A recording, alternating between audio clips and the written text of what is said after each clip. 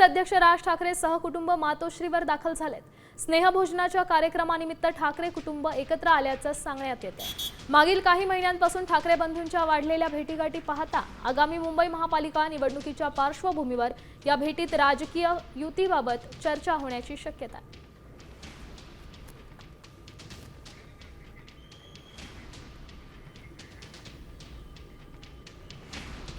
ग्राफिक्सच्या माध्यमातून पाहूयात गेल्या 6 महिन्यात झालेल्या राज उद्धव ठाकरेंच्या भेटीकडे.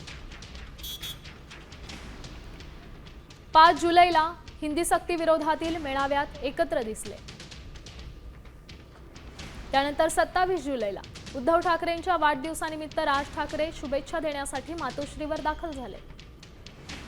त्यानंतर 27 ऑगस्ट गणेश चतुर्थीनिमित्त उद्धव ठाकरे सहकुटुंब शिवतीर्थ निवासस्थानी आले. 10 सप्टेंबर उद्धव ठाकरे, संजय राऊत आणि अनिल परब शिवतीर्थ निवासस्थानी दाखल झाले.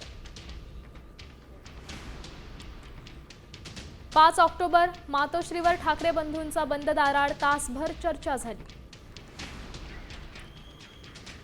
या संदर्भात अधिकची माहिती देत आहेत आपले प्रतिनिधी सूरज मसूरकर. सूरज, काय सांगाल? आजची 6वी भेट आहे. वारंवार भेटीगाठींचं सत्र सुरूच आहे. युती संदर्भात काही अपडेट आहे का?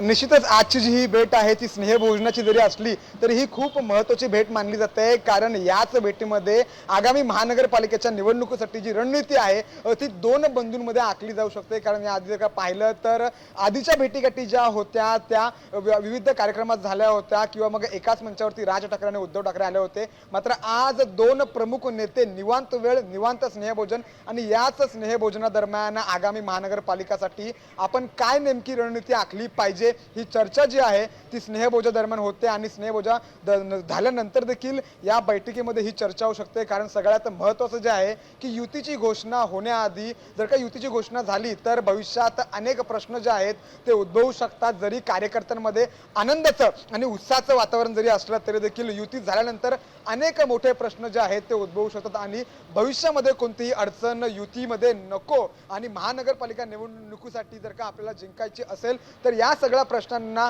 आधीच सोडवलं गेलं पाहिजे.